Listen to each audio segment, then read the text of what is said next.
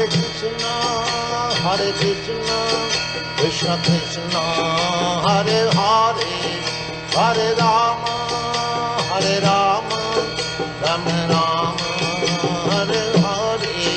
Hare Krishna, Krishna Krishna, Hare Hare, Hare Rama, Rama Rama. अध्याय 3 शांतिमय समाज की ओर। श्री भगवान अनुवाच। इदं शरीरं कौन्तेय क्षेत्र मिथ्याभिधीयते एतद्यो वेति त प्राहुः क्षेत्रज्ञ इति तद्विदम्। श्री भगवान ने कहा, हे कुंती पुत्र, ये शरीर क्षेत्र कहलाता है और जो इस शरीर को जानता है उसे क्षेत्रज्ञ कहते हैं। पूर्ण पुरुषोत्तम भगवान श्री कृष्ण अर्जुन को क्षेत्र और क्षेत्रज्ञ के विषय में ज्ञान प्रदान कर रहे हैं। क्षेत्र खेत होता है जो ये शरीर है और क्षेत्रज्ञ उस क्षेत्र का ज्ञाता व्यष्टि जीवात्मा है। यदि क्षेत्र में कुछ उपज करनी है तो उसके लिए कोई किसान होना चाहिए, और यदि इस शरीर को, जिसकी तुलना क्षेत्र से की गई है, खेती करने में लगाना है तो इसका कोई स्वामी अवश्य होना चाहिए जो इसका संस्कार अथवा विकास कर सके। अभी हमारे पास ये भौतिक शरीर है और हमारा ये कर्तव्य है कि हम इनका अनुशीलन उचित ढंग से करें। इस संस्कार या विकास को अकर्म कहते हैं। कोई भी व्यक्ति हमारे यहाँ कुदाल लेकर खेत को निराने आ सकता है, अथवा यह व्यक्ति केवल कॉफ़ी या चाय पीने के लिए भी आ सकता है। हमें यह विशेष प्रकार का शरीर संस्कृत और विकसित करने तथा अपनी इच्छा अनुसार इंद्रियों के आवश्यक विषयों को प्राप्त करने के लिए दिया गया है। ये शरीर श्री भगवान का उपहार है। भगवान बड़े दयालु हैं और यदि कोई व्यक्ति उनसे कुछ चाहता है तो वे उसे दे देते हैं। वे कहते हैं, अच्छा ठीक है, ये ले लो। भगवान से हमारा संबंध ठीक वैसा ही है जैसे एक पिता से पुत्र का। पुत्र कोई वस्तु प्राप्त करने के लिए अपने पिता से हट कर सकता है और पिता उसे समझाने का प्रयत्न करते हैं कि तुम जो वस्तु चाहते हो वो तुम्हारे लिए हितकर नहीं है। पिता उसे कहते हैं, प्रिय पुत्र, उस वस्तु को मत छुओ, वे तुम्हारे लिए हितकर नहीं है। किंतु जब बालक उस वस्तु के लिए हट पकड़ लेता है तो पिता उसे वह लेने की अनुमति दे देते हैं। वत्सल पिता अपने पुत्र को वह सब देते हैं जो वह चाहता है। इसी प्रकार परम पितृ भगवान अपने पुत्र पुत्रियों को वह सब देते हैं जो वे चाहते हैं। भागवत गीता में कहा गया है कि सभी योनियों के जीव भगवान की संतान हैं। सर्व योनिषु कौन्तेय मूर्तय संभवन्ति याम तासा ब्रह्म महदोनिरः बीज प्रद पिता। हे कुंती पुत्र, सभी योनियों का जन्म इस भौतिक प्रकृति से संभव होता है और मैं बीज प्रदान करने वाला पिता हूँ। भागवत गीता 14वां अध्याय 4था श्लोक। इस भौतिक जगत में भौतिक प्रकृति माता हमें शरीर प्रदान करती है और परम पिता भगवान उस जड़ शरीर में आत्मा का गर्भ धारण करते हैं। आजकल एक ऐसा मिथ्या सिद्धांत चल रहा है कि केवल मानव में ही आत्मा होता है और दूसरे प्राणियों में नहीं होता। किंतु हमें वैदिक शास्त्रों से ज्ञात होता है कि पौधों तथा वृक्षों इत्यादि को सम्मिलित करके 80 लाख से भी अधिक योनियां हैं और उन सब में आत्मा होता है, अन्यथा वे ना उत्पन्न हो सकती ना विकसित हो पाती। इस श्लोक में भगवान कृष्ण घोषित करते हैं कि भौतिक संसार में उत्पन्न होने वाले सभी प्राणी, चाहे उनके जो भी रूप हों, उनकी संतान है और उनका भगवान से वही संबंध है जो एक पुत्र का पिता से होता है। इस कृष्ण भावनामृत का विशेष उद्देश्य आत्मा की स्थिति और श्री भगवान से उसका संबंध समझना है। क्षेत्रज्ञ चापी माँ विधि सर्व क्षेत्रज्ञ भारत क्षेत्र क्षेत्रज्ञ क्यों ज्ञान यत ज्ञानन्म मतम मम। हे भारतवंशी अर्जुन, सब देहों क्षेत्रों को जानने वाला क्षेत्रज्ञ मैं ही हूँ और इस शरीर को एवं इसके स्वामी को जानना ज्ञान कहलाता है, ऐसा मेरा मत है। यदि हम इस शरीर पर विचार करके यह अध्ययन करें कि हम वास्तव में ये शरीर है ही कि नहीं, तो हम इस निष्कर्ष पर पहुंचेंगे कि हम क्षेत्रल शरीर को जानने वाला आत्मा है, शरीर नहीं। यदि हम अपनी उंगली पर ध्यान दें कि हम उंगली है कि नहीं, तो हम इस निष्कर्ष पर पहुंचेंगे कि हम उंगली या शरीर का कोई और अंग नहीं, पैर इत्यादि हैं। इस प्रकार हम इस निष्कर्ष पर पहुंच सकते हैं कि हम ये शरीर नहीं हैं, वरन ये शरीर हमारे हैं। इसलिए हम कहते हैं ये मेरा शरीर है। इस आधुनिक सभ्यता में दुर्भाग्य से लोग कभी यह प्रश्न पूछने की अवकाश नहीं निकालते कि वे क्या है या वे कौन है। वे केवल किसी कार्यालय या कर्मशाला में दिन भर इसी धारणा से कठिन कार्य या घोर परिश्रम करते रहते हैं कि मैं ये शरीर हूँ। और यदि हम लोगों से पूछें आप कौन हैं, तो वे उत्तर देते हैं मैं हिंदू हूँ, मैं मुसलमान हूँ, मैं ईसाई हूँ, मैं स्वीडिश हूँ, मैं अमेरिकन हूँ इत्यादि। ये तो शरीर की भिन्न भिन्न पहचाने या उपाधियां हैं। वास्तविक बात यह है कि हम ये शरीर नहीं हैं। हाँ, ये शरीर केवल हमारा कर्म क्षेत्र है। जिस प्रकार एक किसान खेत नहीं है, उसी प्रकार हम ये शरीर नहीं हैं। शरीर अनेक प्रकार के हैं और उन शरीरों के अनुसार उनके क्रियाकलाप भी अनेक प्रकार के हैं। एक कुत्ता किसी विशेष प्रकार के कार्य से, एक बिल्ली किसी दूसरे प्रकार के कार्य से और एक मानव किसी और ही प्रकार के कार्य से आनंदित होता है। शरीर के अंतर के कारण कार्यों में भी अंतर होता है। जब हम सत्य के धरातल पर आते हैं और समझते हैं कि हम ये शरीर है ही नहीं, तब हमारे कार्यकलाप भौतिक कार्यों से आध्यात्मिक कार्यों में परिणत होते हैं। जब तक हमें देह आत्मा बुद्धि से कार्य करते हैं, तब तक हमारे कार्य भौतिक होते हैं। किंतु जो ही हम समझने लगते हैं कि मैं ये शरीर नहीं हूँ, अहं ब्रह्म सम, मैं ब्रह्म हूँ, तब हमारे कार्यकलाप उसी अनुभूति से प्रेरित होते हैं। अर्थात वे दैहिक या भौतिक स्तर से प्रेरित नहीं होंगे। शरीर में अलग अपने वास्तविक स्वरूप का ज्ञान ही सच्चा ज्ञान है। किंतु जब तक हम शरीर की पहचान से ही छिपे रहते हैं, तब तक सच्चा ज्ञान नहीं मिल सकता। शास्त्र में कहा गया है कि जब तक हम जीवन की ध्येय आत्मा बुद्धि को अपनाए हुए हैं, तब तक हमारे सारे कर्म निष्फल रहेंगे। एक बालक का जन्म अज्ञान अवस्था में होता है और यदि बड़ा होने पर भी वह देह आत्मा बुद्धि में ही रहता है, तो वह अंधकार में रहता है। उसकी स्थिति एक शूद्र जैसी है। वैदिक साहित्य से हम पाते हैं कि इस युग में जन्म से सब लोग शूद्र ही होते हैं। इसलिए प्रत्येक व्यक्ति को अपनी पहचान प्राप्त करने के लिए शिक्षा की आवश्यकता पड़ती है। यदि हम अपने माता पिता से प्राप्त हुए जन्म से ही संतुष्ट रह जाएं, तो हमें अपनी शूद्र की दशा में ही रहेंगे। हमें शुद्धिकरण की प्रक्रिया का पालन करके ब्रह्मांडत्व के स्तर तक ऊपर उठना पड़ता है। जैसा पहले कहा जा चुका है, अपवित्र जीवन के 4 मूल लक्षण हैं: अवैध कामोपभोग, नशीले पदार्थों का सेवन, मांस भक्षण और जुआ खेलना। वैदिक सिद्धांतों के अनुसार विवाह की सीमा के बाहर काम भोग नहीं करना चाहिए। अतएव मानव समाज में विवाह की प्रथा है जो हमें कुत्ते बिल्लियों से पृथक करती है। हम चाहे हिंदू, मुस्लिम या ईसाई कोई भी हो, हम विवाह प्रथा को स्वीकार करते हैं।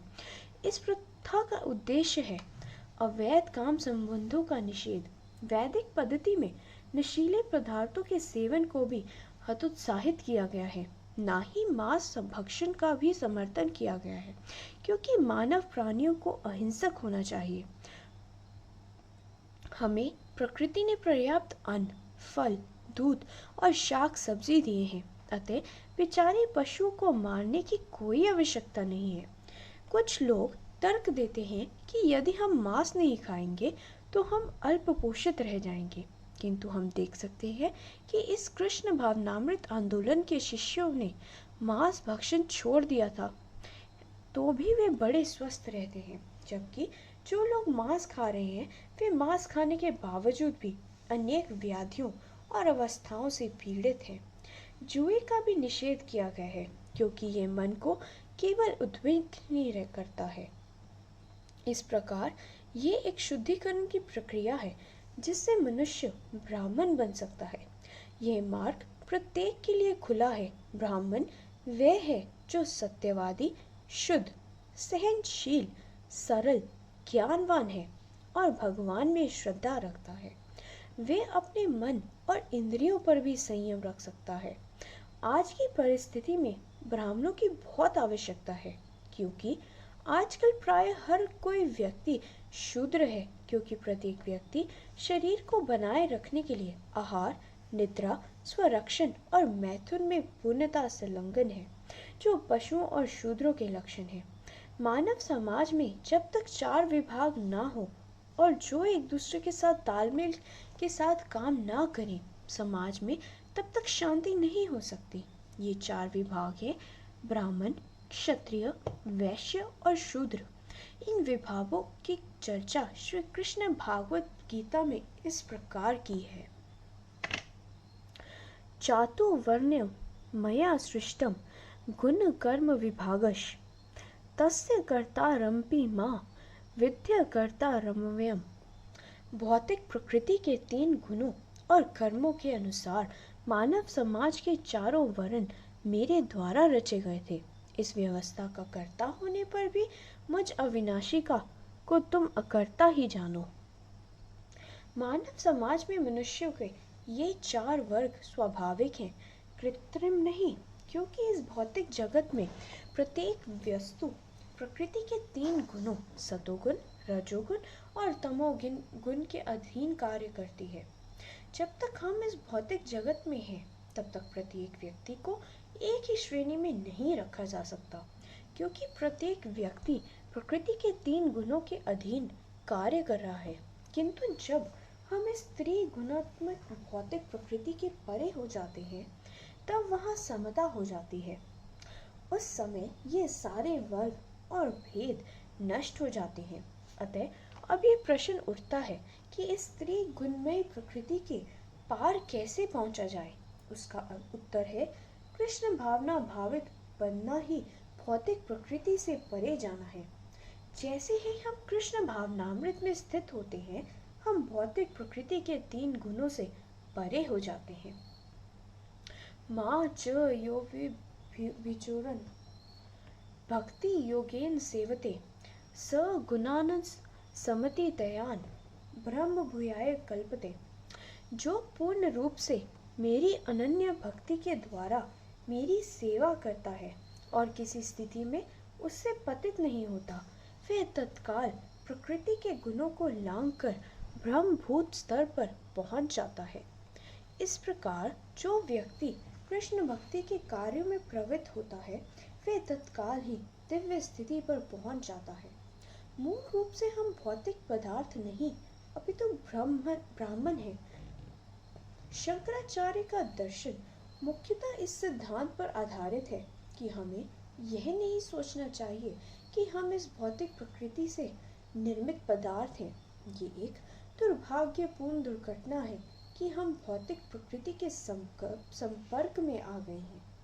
वास्तव में हमारा स्वरूप यह है कि हम आत्मा ब्राह्मण हैं और उसी मूल स्वरूप को जागृत करना है। यह भौतिक जीवन एक व्याधिग्रस्त स्थिति है। जब हम ब्राह्मण में स्थापित हो जाते हैं, तब हम फिर से हमारी स्वस्थ अवस्था में आ जाते हैं। तब जब हम 100% तुरंत प्राप्त हो जाती है। जब हम श्री कृष्ण की सेवा करते हुए भौतिक प्रकृति के 3 गुणों से परे हो जाते हैं, तब हमारी स्थिति क्या होती है, क्या हम शून्य बन जाते हैं? कुछ दार्शनिकों का मत है कि इस भौतिक जीवन से मुक्ति पाने के बाद, इस भौतिक शरीर के निर्वाण के बाद हम शून्य हो जाते हैं। ये एक भयावह सिद्धांत है। स्वभाव से एक जीव शून्य की ओर आकर्षित नहीं होता। हम कितने भी रुग्ण हों और कितने भी कारणों से कष्ट पा रहे हों, किंतु यदि हमारा डॉक्टर आके हमसे कहे, लाइए मैं आपके प्राण लेकर आपकी सारी व्याधियों को समाप्त कर देता हूँ, तो हम तुरंत कहेंगे, नहीं नहीं, मुझे मरने के बजाय मुझे रोग से कष्ट पाने दीजिए। हम मात्र अपने दुखों का अंत करने के लिए भी मारे जाना पसंद नहीं करते। इस प्रकार यह सिद्धांत कि भौतिक जीवन के पश्चात शून्य ही रह जाता है, तनिक भी आकर्षक नहीं है, और ना ये तथ्य ही है। हम तो सच्चिदानंद विग्रह अर्थात सनातन आनंदमय और ज्ञानमय हैं। हम उन परम भगवान के अंश हैं। भगवान सच्चिदानंद विग्रह हैं और हम लोग गुण की दृष्टि से उनसे अभिन्न हैं। समुद्र के जल की एक बूंद चाहे कितनी भी छोटी क्यों ना हो, उतनी ही खारी होती है जितना कि पूरा समुद्र। इसी प्रकार भले ही हम केवल सूक्ष्म अणु आत्मा क्यों न हो, हम में भी वही सभी गुण विद्यमान हैं जो परम आत्मा में है। हमारे शून्य होने का तो प्रश्न ही नहीं उठता, क्योंकि एक जीवात्मा के रूप में हमारे आध्यात्मिक गुण धर्म अपनी अनंत विविधता में वही हैं जो भगवान के हैं। किंतु यदि हम इस भौतिक जीवन में निराशा के कारण हम आत्महत्या कर ले, तो उससे हमारे सारे दुखों का अंत नहीं होता, अपितु हम और दूसरे दुखों को उत्पन्न कर लेते हैं। यदि कोई व्यक्ति आत्महत्या का प्रयत्न करता है किंतु उसमें सफल नहीं होता, ये किसी प्रकार बच जाता है, तो वह राज्य के विधान के अनुसार दंड का भागी होता है। उसी प्रकार प्रकृति के नियम आत्महत्या को एक अपराध का कृत्य मानते हैं। हमारे ये भौतिक जीवन का अंत केवल एक अनंत सच्चे आनंदमय जीवन को प्राप्त करने के उपरांत ही हो सकता है। हमें केवल हताशा के कारण इस जीवन के दुखों का अंत करने का प्रयत्न नहीं करना चाहिए, अपितु हमें ऐसे कार्यों में संलग्न होना चाहिए जो हमें आध्यात्मिक जीवन की उच्चता प्रदान करें। मानव समाज में 4 वर्णों को रचना भगवान श्री कृष्ण द्वारा उन्नति की इस विधि को सरलता से प्राप्त करने के लिए की गई थी। जिस प्रकार एक विद्यार्थी निम्न श्रेणी से उच्च स्नातकोत्तर श्रेणी में पहुंचता है, उसी प्रकार 4 वर्णों का कर्म विभाजन हमें चेतना के निम्नतम स्तर से उठाकर श्री कृष्ण चेतना के उच्चतम स्तर तक ले जाने के लिए किया गया है। ये प्रक्रिया सहयोग की एक प्रक्रिया है। मानव शरीर में सबसे महत्वपूर्ण अंग सिर है, फिर भुजाएं, उदर और पैर है। यद्यपि सिर सबसे महत्वपूर्ण अंग समझा जाता है, तथापि पैरों या किसी अन्य अंग की उपेक्षा का प्रश्न नहीं उठता। इसी प्रकार मानव समाज के वर्ग विभाजन में कोई एक वर्ग दूसरे वर्गों की अपेक्षा करके महत्वपूर्ण नहीं माना जाता। इन वर्गों में ब्राह्मणों को बुद्धिजीवी वर्ग, शिक्षक वर्ग माना जाता है। क्षत्रिय लोग शासक और सैनिक वर्ग हैं। वैश्य लोग व्यापार व्यवसाय और कृषक वर्ग हैं। शूद्र लोग सामान्य श्रमिक वर्ग हैं। प्रत्येक सुव्यवस्थित समाज में इन सभी वर्गों की आवश्यकता होती है। यदि वे कृष्ण भावनामृत की प्रगति में परस्पर होते हैं, तो उनमें संघर्ष होता ही नहीं। वर्तमान सामाजिक स्थिति में भी हम देखते हैं कि हम इन्हीं 4 वर्णों में रह रहे हैं, किंतु हममें सहयोग नहीं है। हर कोई असंतुष्ट है। आजकल पूंजीपति वर्ग और मजदूर वर्ग में बड़ा भारी संघर्ष है, क्योंकि उनमें कोई सहयोग नहीं है, केवल संघर्ष है। विभिन्न वर्गों में ये सारा संघर्ष कृष्ण भावनामृत के अभाव के कारण है। वस्तुतः जब तक कृष्ण भावनामृत प्राप्त नहीं होता, तब तक सहयोग की थोड़ी सी भी संभावना नहीं है। मानव समाज में समस्त अंगों के तालमेल के लिए कृष्ण भावनामृत नितांत अनिवार्य है। हम चाहे किसी भी वर्ग के क्यों न हो, यदि हम कृष्ण भावनामृत से युक्त होकर सहयोग करें तो विश्व में शांति स्थापित हो जाएगी। इस प्रकार कृष्ण भावनामृत समाज के सभी वर्गों की एक अनिवार्य आवश्यकता है। श्रीमद् भागवत गीता का प्रत्येक अध्याय और प्रत्येक निष्कर्ष कृष्ण भावनामृत की ओर निर्देश करता है। श्री कृष्ण जो भागवत गीता के वक्ता हैं, सदैव अपनी व्यक्तिगत भक्ति पर बल देते हैं।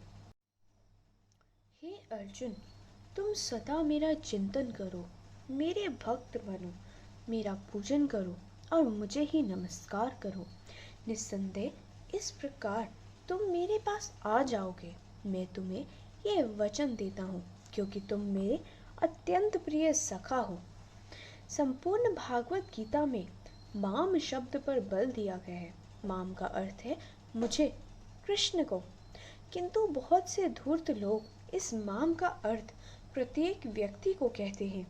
जब मैं कहता हूँ मेरे लिए एक गिलास पानी लाइए, तो क्या इसका अर्थ ये होता है कि मैं आपसे प्रत्येक व्यक्ति के लिए एक गिलास पानी के लिए कह रहा हूँ? यहाँ व्यक्ति विशेष के बारे में कहा गया है, किंतु ये लोग शब्दों की माया जाल से मुझे या मैं का तात्पर्य प्रत्येक व्यक्ति करते हैं।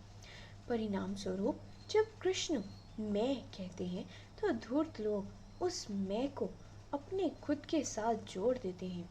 ये बड़ा भारी अनर्थ है। यद्यपि भागवत गीता विश्व में बहुत लोकप्रिय है, किंतु इन सारे विद्वानों को की गलत व्याख्या के कारण इसका तात्पर्य ठीक से समझा नहीं गया है। भागवत गीता में स्पष्ट कहा गया है कि इस चातुर्वर्ण्य की स्थापना भगवान श्री कृष्ण ने की थी, किंतु वे इस व्यवस्था से परे हैं। जब कृष्ण ने एक अवतार के रूप में आते हैं तो वे किसी सामाजिक व्यवस्था के सदस्य के रूप में नहीं आते। वे ब्राह्मण या किसी और वर्ण के रूप में नहीं आते। जब श्री कृष्ण अवतरित हुए तब वे देवकी और वासुदेव के पुत्र के रूप में आए थे। वासुदेव एक राज परिवार से थे, अतः वे क्षत्रिय थे।